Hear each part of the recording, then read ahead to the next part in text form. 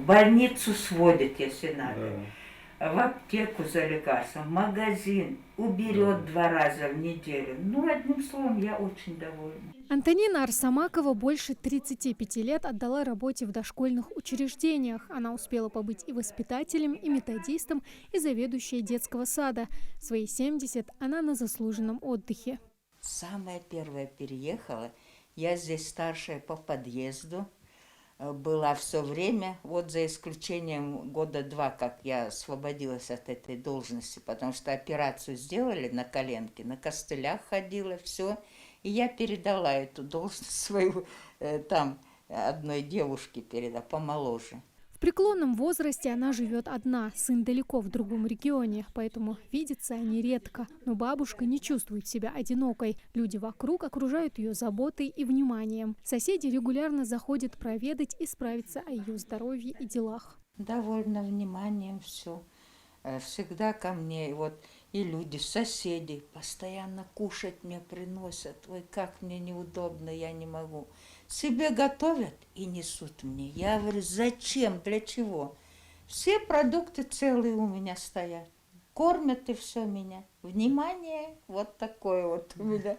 Вот уже 2 года за бабушкой Антониной смотрит Мадина Баркинхоева, социальный работник. Для нее Антонина уже практически член семьи. Впрочем, как и другие ее подопечные.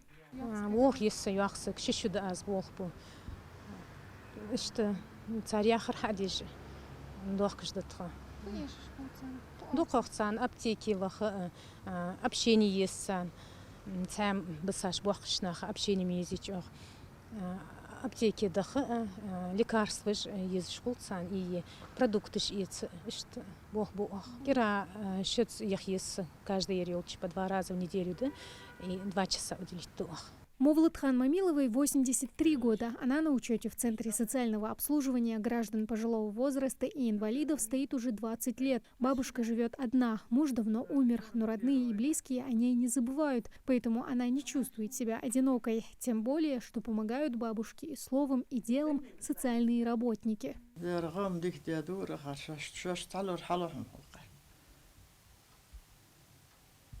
Продукты я. Но так, если что нужно, да, отдавали халах, все дают. Я День пожилого человека стал не только праздником, но и возможностью для общества задуматься о том, как поддерживать пенсионеров, обеспечивать их правами, заботиться о здоровье и благополучии. В Ингушетию эту работу проводит Центр социального обслуживания граждан пожилого возраста и инвалидов. У них на учете стоит около 800 человек. Мы оказываем все социальные услуги, которые, конечно, прописаны действующим законодательством.